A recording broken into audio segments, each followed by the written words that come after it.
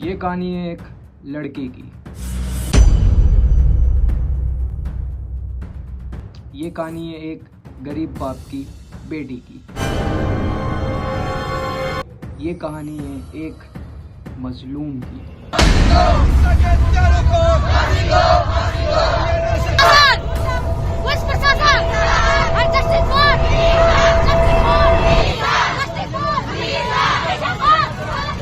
ये कहानी है एक मनीषा की। भाई तुम लोगों ने मनीषा का केस तो तुम लोगों ने देख लिया होगा, इंस्टा वगैरह पे इतना वायरल हो गया है। इंडिया में ये केस हुआ है कि लड़की का कत्ल करके फेंक दिया गया है। 3 दिन बाद उस बाप को उसकी बेटी की लाश मिलती है।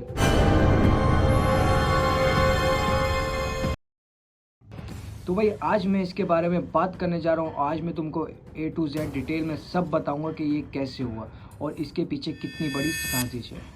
तुम लोगों को सबसे पहले मैं ये बता दूं कि मनीषा अपने बाप की मदद करने के लिए स्कूल में टीचर थी। तारीख थी 11 अगस्त 2025, जिस दिन मनीषा लापता हुई अपने घर से।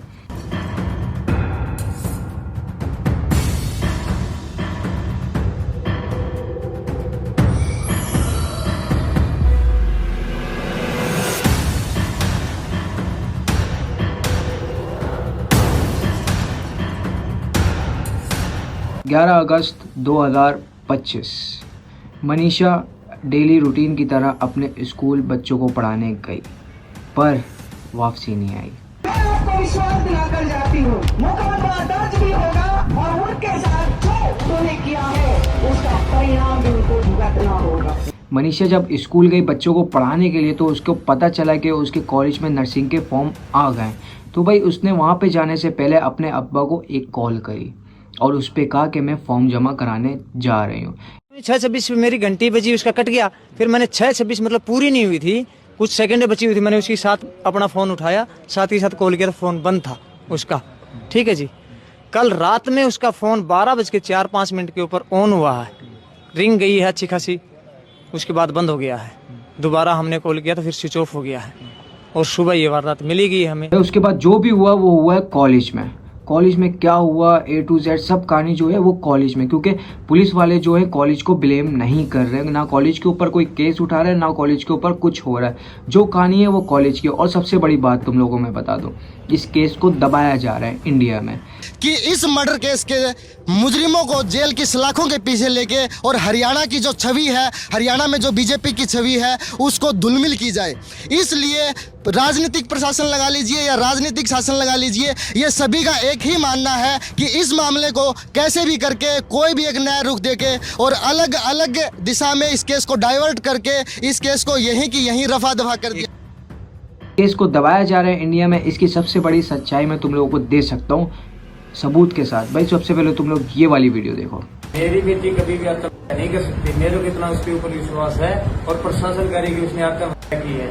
मेरे को है ना उसका न्याय चाहिए। भाई जहाँ एक बाप अपनी बेटी के लिए कहता है कि वो खुदकुशी नहीं कर सकती, कुछ भी हो जाए, और फिर अगले बयान में वो ये कहता है। हमने जो कमेटी ने फैसला लिया है सारे समाज को इकट्ठा देख करके अपने हित में ही लिया है, और कमेटी का फैसला ये है कि हम अपनी बेटी का संस्कार हिंदू रीति रिवाज के साथ मान सम्मान के साथ करेंगे, और प्रशासन अपने काम पे लगा हुआ है, हम उनके काम से संतुष्ट हैं। जहाँ एक बाप अपनी बेटी को दफना नहीं रहता, लेकिन थोड़े दिनों बाद 1-2 दिन बाद ही उसका बयान चेंज हो जाता है कि मैं सब कुछ छोड़ रहा हूँ और मैं अपनी बेटी को दफन कर रहा हूँ। लाश मिलने पे भाई सबसे बड़ी अफसोस की बात ये है, मैं तुम लोगों को बता नहीं सकता उसके मुंह का हाल क्या था। बाकी तुम लोग उसके अंदर के जो पार्ट्स थे वो भी गायब थे। ये सांस की नाली ये गायब थी, दोनों किडनियाँ गायब थी, और एक बहुत बड़ी चीज़ गायब थी जिसका मैं नाम नहीं ले पा रहा, मुझे बोलते हुए भी कुछ हो रहा है। पोस्टमार्टम को मैं पढ़ नहीं पाया, इतना यानी भीतर के ऑर्गन गायब है। सच्चाई तो ये है उसकी बच्चेदानी गायब है, उसकी किडनियां गायब है। 1-2 किलोमीटर के अंदर अंदर ऐसा क्या हो गया कि आसमान से अपराधी उतर गए। उस बेटी के साथ हुआ क्या है, उसकी बच्चेदानी गायब है, उसकी किडनी गायब है, उसके मुंह पे तेजाब डाला जाता है। जितना हार्ड उस बेटी का अगर आप पोस्टमार्टम रिपोर्ट पढ़ेंगे ना तो आप पढ़ नहीं पाएंगे, इतनी दरिंदगी की गई है। सब मैं तुम लोगों को कानून की एक हकीकत बताऊं। भाई लाश मिलने के बाद भी पुलिस का बयान ये था कि उसने खुदकुशी करी है। वो कैसे खुदकुशी करती है? कहा चलो खुदकुशी कर लिया, तो उसने अपना चेहरा कैसे जलाया? तेज़ाब फेंका हुआ था उसके मुंह के ऊपर, उसके मुंह पे खाली हड्डियां नज़र आ रही थी और कुछ भी नज़र नहीं आ रहा था। और उसके बाद फिर उसने अपने पार्ट्स कैसे निकाले? मर्डर केस है, इसमें गैंग रेप भी हुआ है, क्योंकि मैं वो बंदा हूँ जिसने सबसे पहले डेड बॉडी को वहाँ पे मैंने ऑन द मौके के ऊपर जाके डेड बॉडी को देखा था। आप उस टाइम मौजूद थे? बिल्कुल मौजूद था मैं, और जहाँ पे डेड बॉडी मेरे 2 कदम पे पास में थी मनीषा की। और कोई भी बंदा, हरियाणा की 2 करोड़ जनता डेड बॉडी को देख के ये नहीं बता सकती कि ये सुसाइड केस है। अगर किसी ने मेरे अकाउंट, इंस्टाग्राम अकाउंट से वीडियो भी वायरल कर रखी है मैंने, और उसमें आप सभी देख सकते हैं, किसी भी तरह का कोई भी आदमी ये नहीं बोल सकता कि मनीषा का सुसाइड है।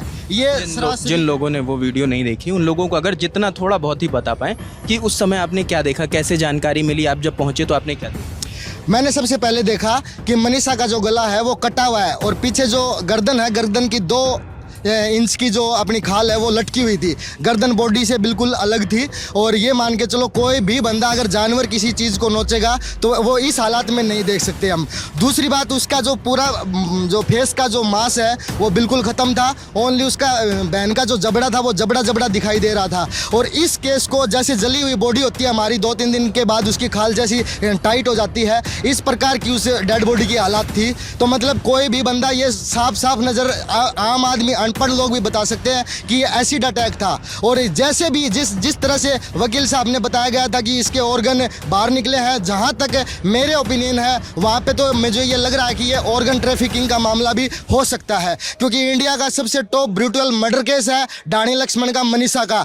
भाई एक पोस्टमार्टम की रिपोर्ट ये आ गई, फिर थोड़े दिनों बाद एक और रिपोर्ट आती है पोस्टमार्टम की। यहाँ देखो तुम लोग, तो हमारे पास अब तक की रिपोर्ट आई है, उसमें पॉइजन आया है और उसमें कोई उसको इंजरी के मार्क नहीं आए। जो सेक्टुअल एरियाज में उसके जो थे वो कुछ भी नहीं आया। सीमेन नेगेटिव आया उसका। बाकी हड्डियां उसकी इरेगुलर थी, तो कोई शार्प वेपन का इस्तेमाल उसमें नहीं हुआ। ये भी बताया गया है कि धारदार से भी हत्या की गई है, क्योंकि गला भी रेता गया है। वो उसमें धारदार की कोई भी एविडेंस नहीं। भाई ये भाई साहब जो कह रहे हैं, इनका कहने का मकसद ये है कि मनीषा के साथ ऐसा कुछ हुआ भी नहीं, ना कुछ ज्यादती हुई, ना कुछ हुआ, ना कोई पार्ट्स गायब थे। और एक रिपोर्ट जो सबसे पहले जो ओरिजिनल वाली आई थी, उसमें ये कहा जा रहा था कि ऐसा हुआ है और ये पार्ट्स गायब है और ये गला काट दिया गया है। लेकिन जो दूसरी रिपोर्ट आई है उसमें साफ ये बंदा कह रहा है कि कोई गला नहीं कटा, कोई पार्ट्स गायब नहीं, कुछ भी नहीं हुआ, ये सुसाइड केस है।